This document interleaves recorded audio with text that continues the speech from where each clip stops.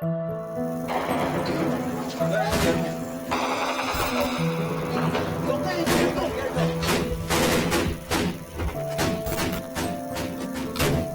see this on the news almost every day. War and conflicts that seem to never end.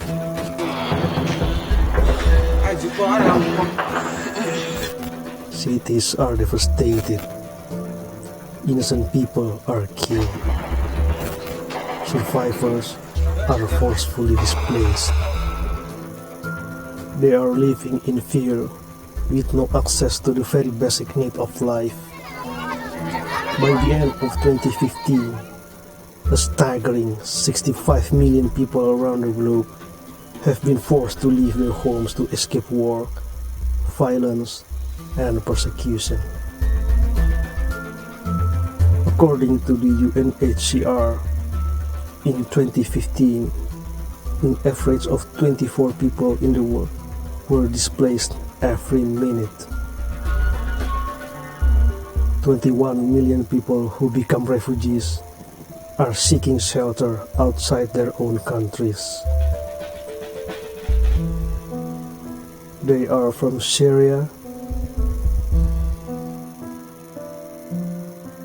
Afghanistan,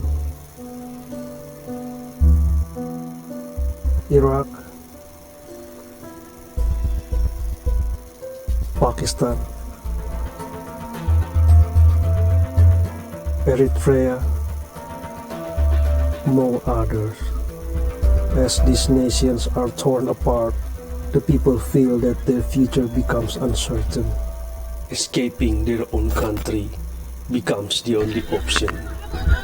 Ironically, to flee danger, they have to face one and travel dangerously. By train, on foot, and by boat. Men, women, and children are passengers of these perilous and traumatizing trips. In the past years, this can be seen in the Mediterranean Sea almost every day. These scenes of despair and desperation are horrifying, but to them, this is refusal to give up. In 2015, more than 1 million refugees arrived in Europe by sea. Around 3,700 died along the way. They knew they would be embarking on an unsafe journey that may end up in tragedy, but they never lose hopes.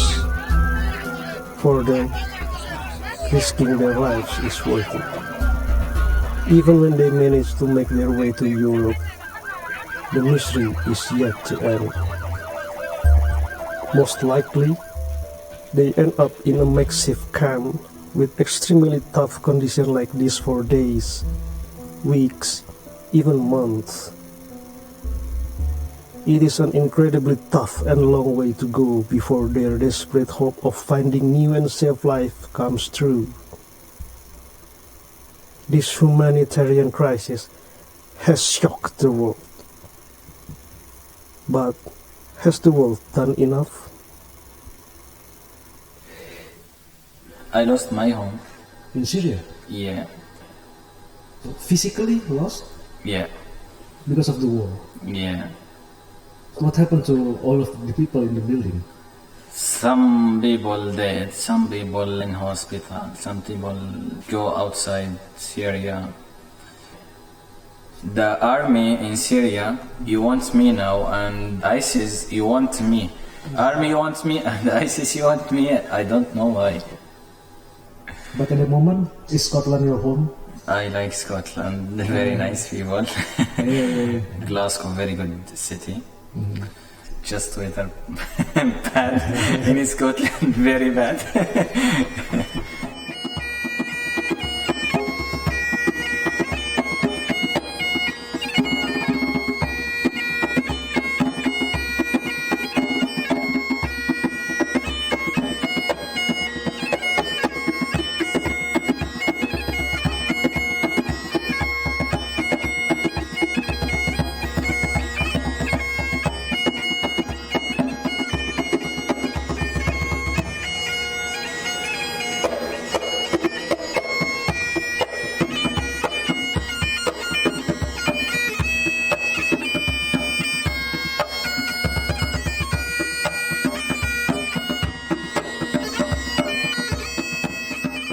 This is a story of how desperation and hope meet compassion and empathy in Glasgow. With more than 600,000 of population, Glasgow is the biggest city in Scotland and the third largest in the UK. The city is bustling. The National Records of Scotland's 2013 data shows that more than 100,000 people, or around 15% of Glasgow population, is of ethnic minority, making it the most diverse area in Scotland and one of the most diverse in the whole United Kingdom. The UK government has committed to resettling 20,000 refugees from camps across the Middle East by 2020, 2,000 of which will be placed across Scotland. By January, Scotland had welcomed more than 1,000 forcibly displaced people. They have joined hundreds of other refugee families who have been resettled across Scotland, including Glasgow, to call it home.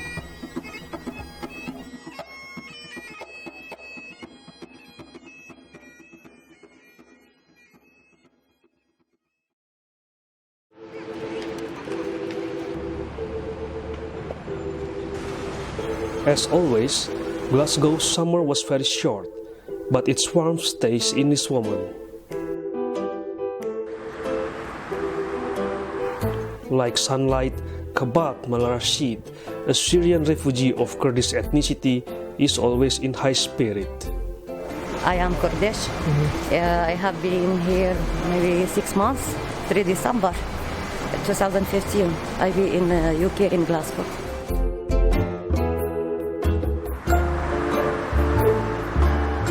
I want the humanity protection. We came from through UN.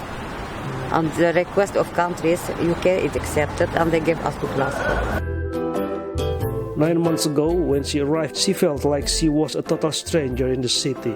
Maybe because I am single, it was little not appear everything for me, so maybe I couldn't sleep 2 months. After spending all day long volunteering and doing social works, Kabat is on her way home when she meets this Glaswegian gentleman. I'm Kurdish. You're Scottish? Kurdish. I thought you said Scottish there. Scottish. Well, Kurdish I will and hope to Scottish. be Scottish. Yeah, it is near together. Kurdish and Scottish Kurdish. are almost the same. But our country's farther north. Yeah. Yours is usually a lot warmer but than here. But in Glasgow it is very quiet. Their people very nice, really. And as Kurdish, they are liking dancing and laughing and joking. That is the life. Something sharing together. Yeah, stay here a lot longer. Yeah, we are coming. Everything is destroyed. The houses, their lives, and it was miserable. Many people they have a high level education, doctors, engineers, and their lives maybe they are dead in the war, or they can be outside. Sometimes I am calling to them. I see they have no sugar to drink tea. There is no electricity, nothing. Water, running water, water, sanitation, medicine. medicine. Miserable. I think it will Food. be. Food. They cannot buy also so much. Maybe one chicken they will eat through 1 month or 2 months or 3 months. Maybe. But it may be over. Yeah, Anything in could the happen. future, one day, sure, we shall come back one day. Tell the Because, Russians to stop bombing you. Aye. And that president of Syria, they want to get rid of him, don't they? They'll have to get a hold of President Assad. President Assad, they'll have to get a hold of him. The Russians, the Americans, the Europeans, get them all again and say, listen, we've got to stop this. This must stop. We must help the Kurds, not bomb. You can't take away a people's spirit. I will always be there. So, you believe me, Aye. in the very near future, you'll see this being resolved for the best for the Kurds. I believe that. And then a smile will come back in your face. Kabat lives in a decent flat in Govan, which is provided by the government. As a refugee, Kabat is entitled to housing and living cost support. It has 3 bedrooms, but Kabat lives alone. So, tell me about this event. It was the first year with big explosion. Taken that for smoking and we couldn't continue. What were you doing when this I was happened? in the city. Suddenly, big explosion in the car. Was the terrorist. So you took this picture Yeah. with your camera? Yeah. And I saw that explosion there. I take a photo, but suddenly police coming and everything stopped. Many times they tried in the capital of Kurdistan of Iraq. They make it some explosion, the terrorists. For terrorists, not important. Who will die, who will be, not important for them. But they are making something crazy. Many years we don't know about the future in Middle East. It be all miserable, destroyed their country in Syria. And you can notice how genocide, how bombs, they killing the people. Every people became out of order.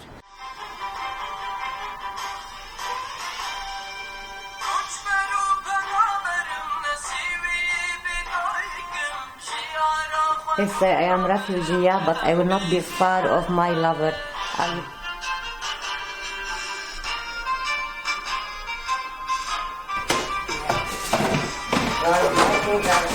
Flowers.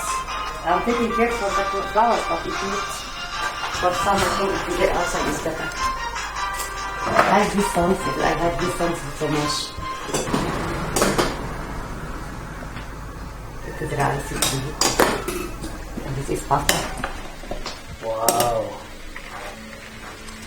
Do you cook every day? But cooking is definitely not something that Kabat is passionate about. It was the war. I am a journalist. You're a journalist too? Yeah, I worked in many magazines and journalist. Conflict area is never a friendly place for a journalist who wants to tell the public the truth. The government, Syria, and another from terrorists, they like to kill me. Why? Because I'm writing about the facts, the truth, writing about democracy, about the society, about the woman, about the culture, right? And nobody can say no for these facts. It's happened in the area. So the truth sometimes it is very valuable, really. Dictators, they don't allow, and they said we sent for you many messages, but you didn't understand. They tried to kill me. My leg broken. I stayed in 7 hours in the street. Nobody know what is happened to me. They suppose I am dead. Maybe the God saved my life.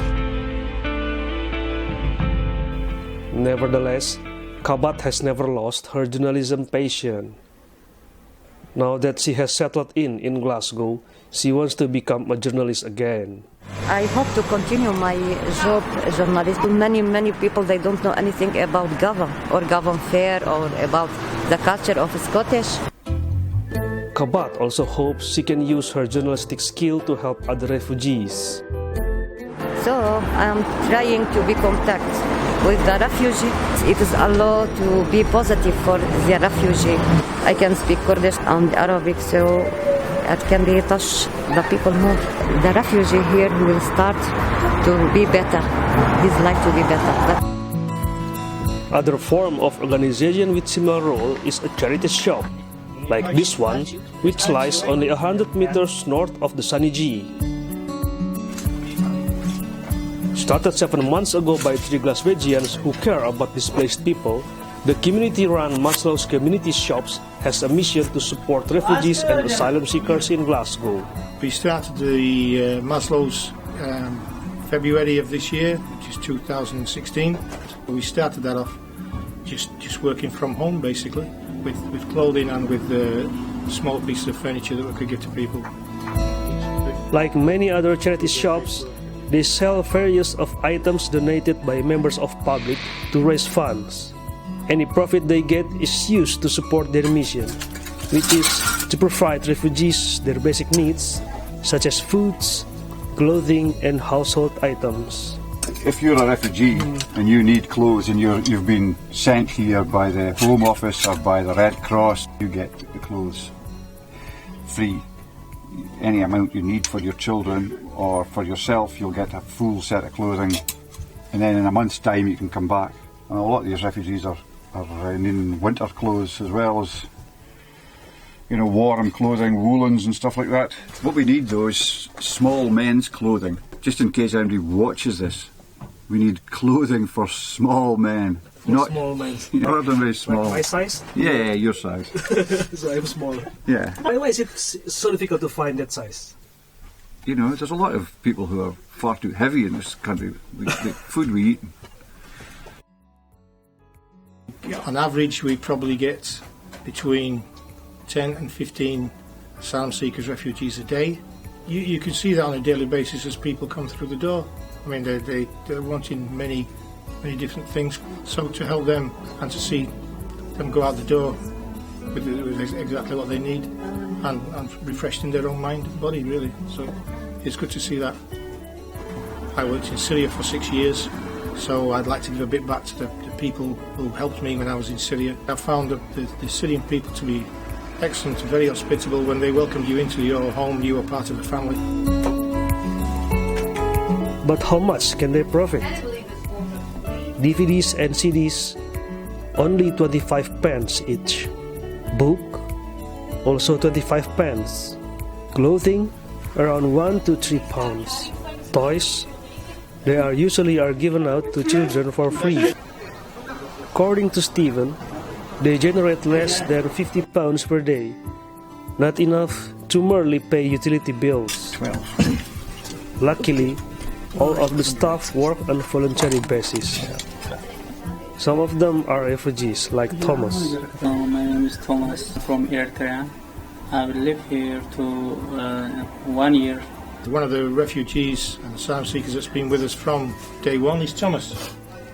He came into the shop very early on for clothing. So Thomas has been with us since February, and since that time he's from getting clothes in the shop, he now works in the shop. Yeah, Scotland people, friendly, friendship, help people, welcome to asylum.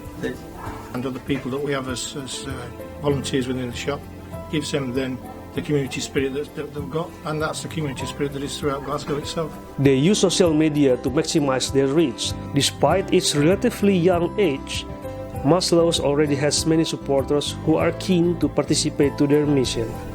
Donated items are quick to pile up in the storage room upstairs. But there is also one other thing most refugees are struggling with: English. Maslow's completely understands this. We have English classes as well, twice a week, so to help any of the refugees be a bit more fluent with the English language. Maslow's doesn't have any classroom, but they seem not to need one. Today is Tom's first day as English teacher here.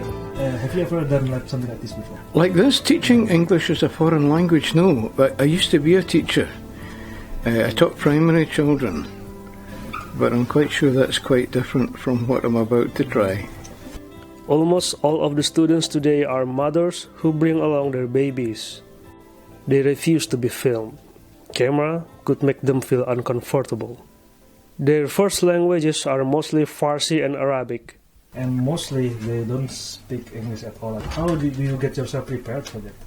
To be honest, I've got a link online, but unfortunately I haven't been able to follow that up yet. Okay. So at the moment, I'm absolutely lost. And I'm not sure how I'll be able to help. But I'm willing. I believe very deeply in education. I see education as a human right.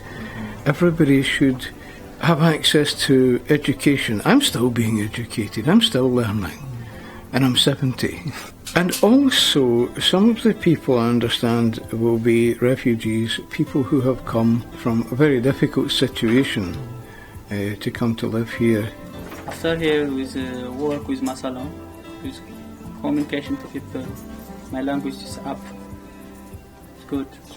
With working within the shop, he's got to not only be a bit more fluent in the English, but also with working in the shop, with working on the till and being able to use the monies that we use over here compared to the money they used in Eritrea, which is totally different. So he's fully conversant in and being able to work with the money now. This September, Stephen, as well as 2 other volunteers from Braslovs, will join other refugee activists in a caravan journey to the refugee camp in the French border of Calais. But we mainly take caravans, so you can see there's a caravan here, 2 caravans over there. We take the caravans down to Calais refugee camp. There's over 9,000 refugees in the refugee camp in Calais, 800 children. Of that 800 children, 600 children unaccompanied, with nobody. The caravans will set off with aid and provide shelter for vulnerable families and children in the Calais jungle.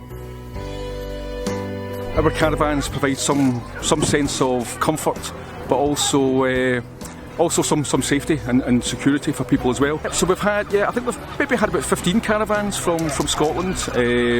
We had a caravan that came over from the Isle of Arran, and that came into Glasgow, and we had a wee fundraising event, and that was painted by the local community and children as well. So that went into Calais. It's all volunteers, so it's just something everybody works full time as well. So when we're not doing our day jobs, one of the many things that we do to try and support refugees. We came across a 7-month pregnant woman and her husband.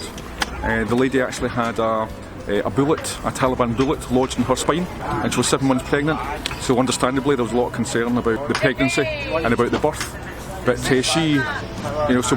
we gave shelter to her in one of the caravans, and she gave birth to a nice, fit, healthy, lovely baby about 3 months or so ago.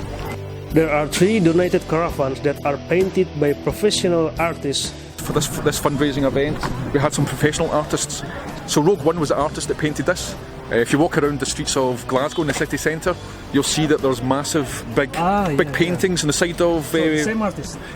Same, yeah. Well, there's about 2 or 3 graffiti artists responsible for the paintings in city centre of Glasgow. I've been decorating the caravan, and Rico have been decorating this one today. We're trying to take good care of them, make sure that they are not just practical help, but that we can demonstrate that, or we can give some sort of colour and life and lushness into the situation there. The fact that we've taken the time, and that shows that we've taken the time to decorate these, that somebody cares. It takes a bit longer for me because I'm painting with brushes. The bullfinches are just really special to me, that they come to our garden every year and they eat the berries. And I always love the colours of the birds, the size of the birds and the matching plumage of the feathers with the berries. And so I just wanted it to be something bright and fresh. I think undoubtedly there's deeper psychological effect. Colour is life. The caravans will also take letters, handwritten by Scotland folks for refugees sheltered in Calais. Initiated by New Glasgow charity Refugee, letters to Calais will bring positive vibes to the people in the camp in a personal yet full of Scottish taste.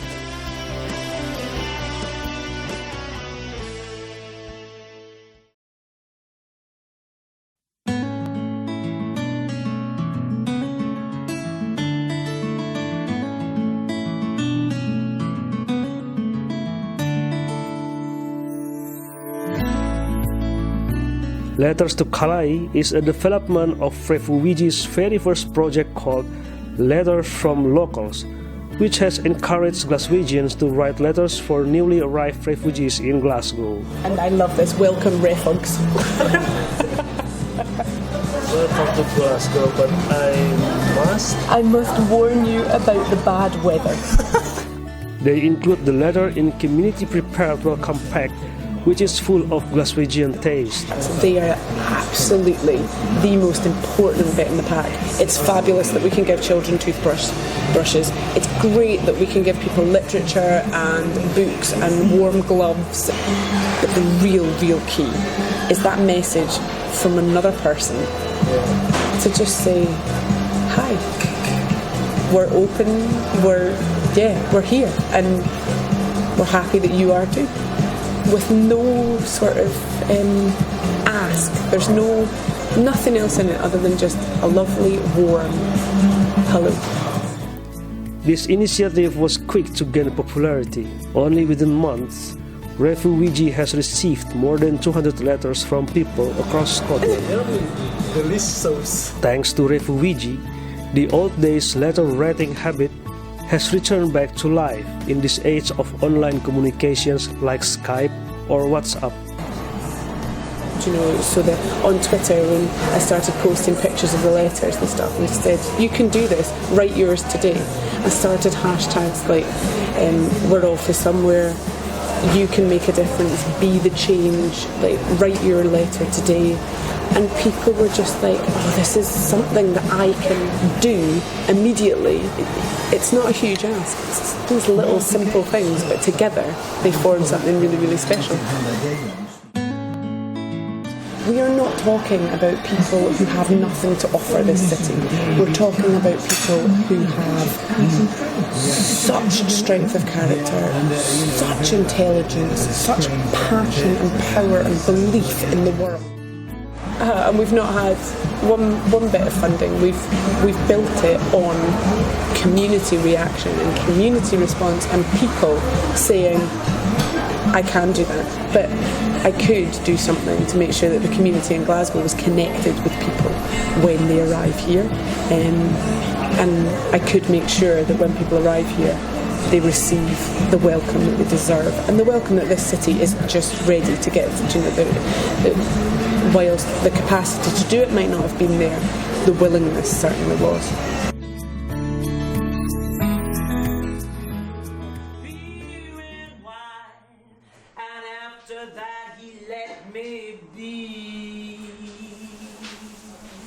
He's taking advantage of my youth, and that you can understand. So stay a while, I'll tell you. To raise funds, Refuwiji organizes creative events, such as this one, which is called Refuwiji Raconteurs.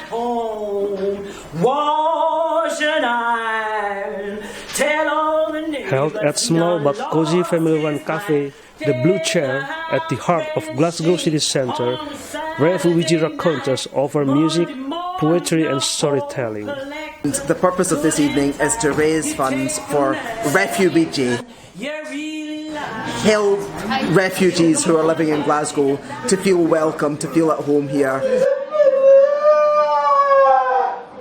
And then had a wee maggot wriggling in the bottom of it. She went, and chucked it away. I, being a storyteller, felt that this was a good way to put my talents to use in raising funds for Refuwiji. Drunken Blowin, but Fino Vapor to October, they market dinner was the sofa.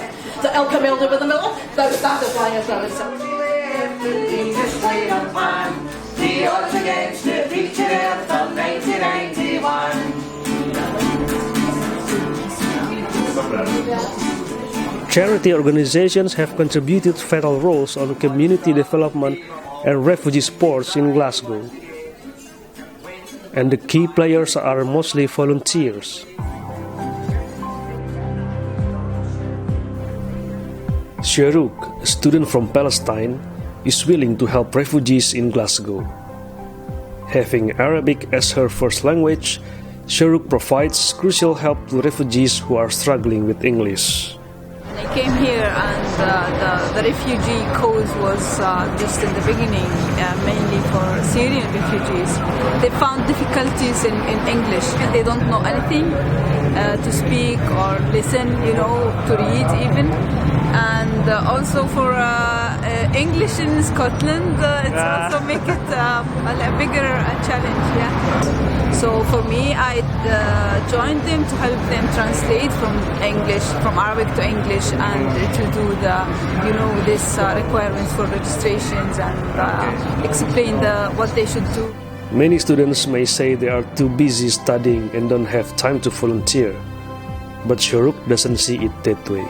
I had difficulties also in study, so for me this was like opportunity to go out from studying routines and these kind of things. Also, I like to speak with people, I like to help people. Being from the Middle East, Sheruk can feel the plight of displaced people. I put myself in their shoes and I can imagine the main difficulties they had. I'm from Palestine and I know what's the meaning for a person who living in conflict zone and how much he needs or she needs. One of the difficulties is the weather actually.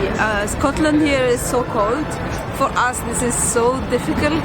We have to keep praying to find better life. And one day they will get what they want.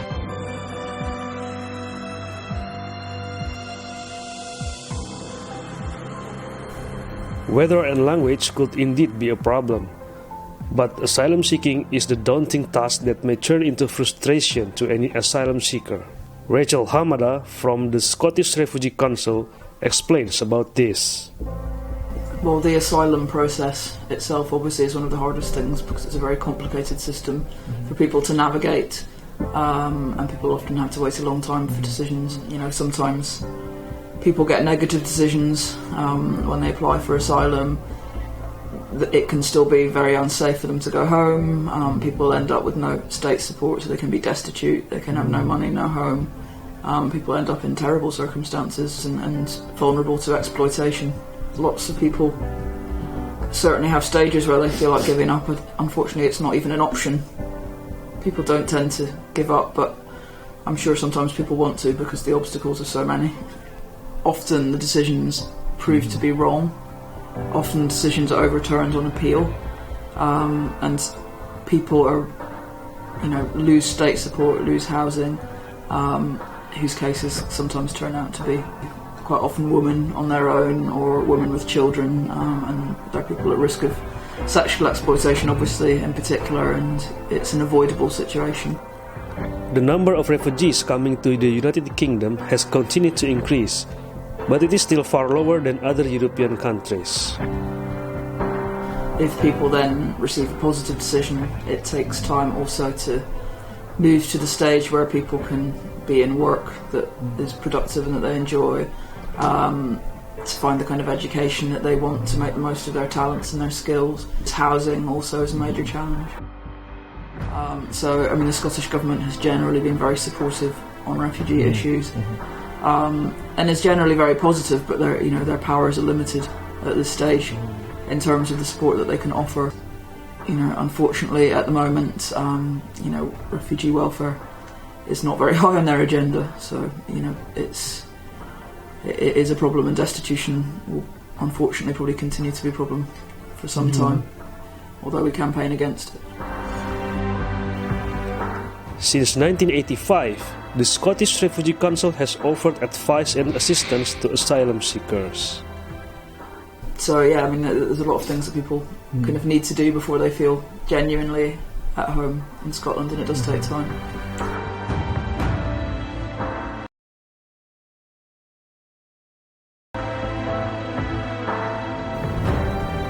Being a refugee is never easy. But Glaswegians will always help them find the meaning of finally being safe and building a new life and new home. They need people to help them. How terrifying it must be to come to a country that you don't know the language. There's nobody bombing Glasgow. There's no wars going on here. There's plenty of food, there's water, sanitation. You can walk about the streets in peace. You're not afraid someone's going to shoot you from a window. Everywhere all over the city.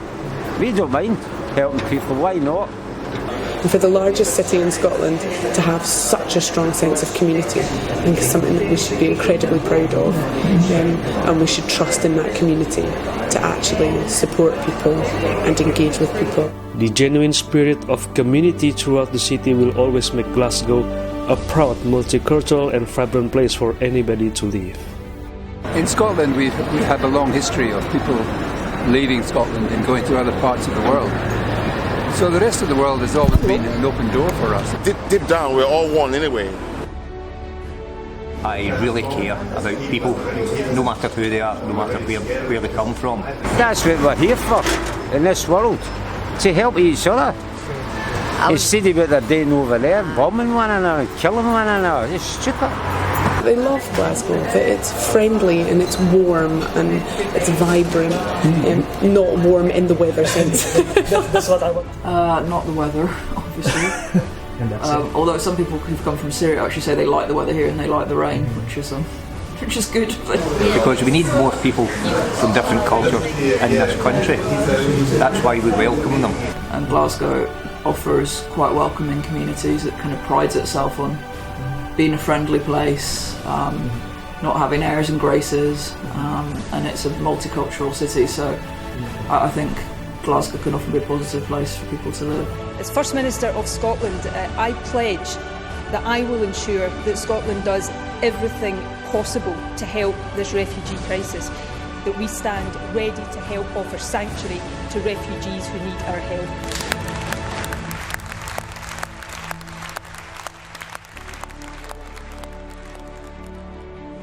I'm here.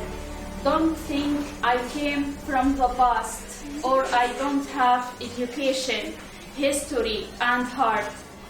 Don't look at me as insect or rat. Simply I am just have a bad fate, which throw me away very late. I didn't come to stand in queue to have a food and wear clothes maybe are new. There I had a lovely house, a garden and a lot of mats. My students, my books, all of them I have missed. Everything I have lost, brother, sister and my ghosts. Two things I brought, my children and my coat. Dear, I'm here. Don't give me flat or fruit, some meat or fruit. I need your smile, safe nest, come hurt. This is what I run out.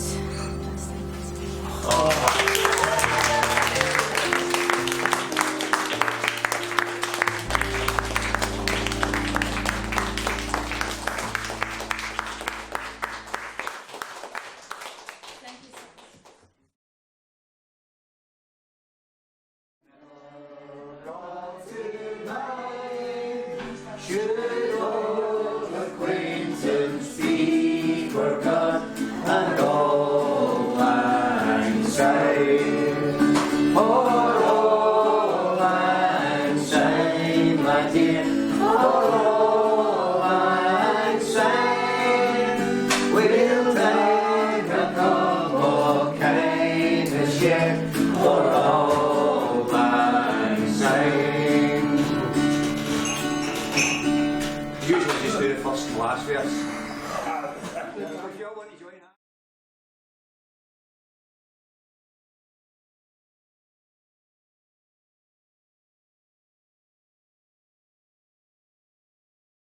And they're coming home.